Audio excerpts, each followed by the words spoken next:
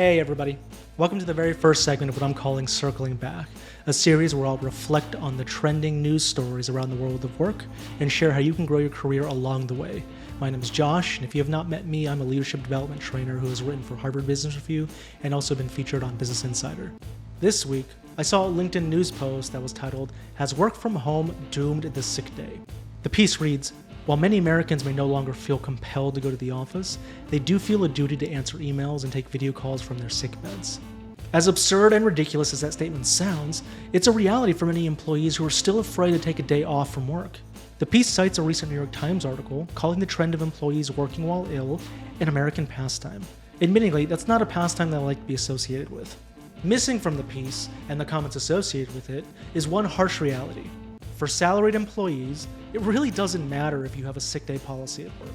In most scenarios, you likely are not going to be in a position to make any changes to company policies.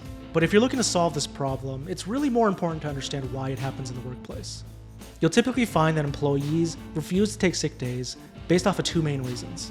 The first has to do with not wanting to come back to more work, the work that they missed when they were taking that day off. Think about it. How can we incentivize people to take days off from work if they are coming back to twice the amount of workload, or maybe something fell apart and it's because they weren't there? The second reason employees shy away from taking sick days is because the company culture is not promoting it actively. You can usually see this when you have employees or team members that don't take a day off. They always push through. They're always looking to go the extra mile and always be on call and available. And this goes double for managers who don't promote the active policies themselves. They don't take days off, they don't take sick days, and they're always expecting more of their employees, assuming that they'll be on call and ready and available. In some cases, taking a day off or not showing up to work could be seen that maybe you're not as hardworking as the other team members, or maybe you're putting yourself in front of that team.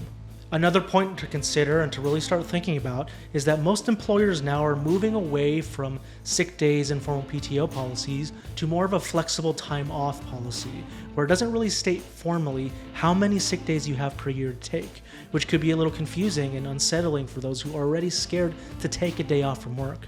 This becomes even more of a deterrent for those employees who don't feel well and feel pressured to still work anyway. Now, I really wouldn't be doing this segment unless I had some sort of solution or I had some best practices in place in order to solve this problem. And the first really starts with addressing the first main pain point, which is employees coming back to twice the amount of work or having all that makeup work that they're stressed about. If you take a sick day and come back to twice the amount of work or everything has fallen apart, that is due to a poor team structure and not you. What I recommend you to do is, especially if you're newer in your career, is to start jotting down all the tasks and responsibilities that is associated with your role in your job. Start coming up with a list of people who could potentially cover for you. What does it take to get that task complete? What skills are necessary?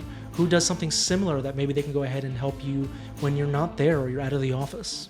Maybe it's another team member, or maybe it's a manager that you can rely on if you're not there.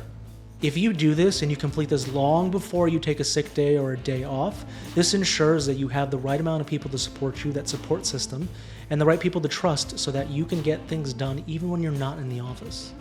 This makes it easy for you to hand off any pre-existing work when you don't feel well or you just want to take the day to yourself and relax. The second recommendation that I have is to just take the sick day anyway. Pushing through a small cold or mild symptoms of sickness only conditions your company to think that you are going to always be on call and that you're always available, no matter what.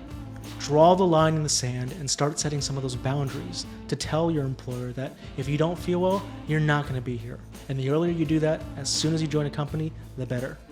These have to be non-negotiables for you.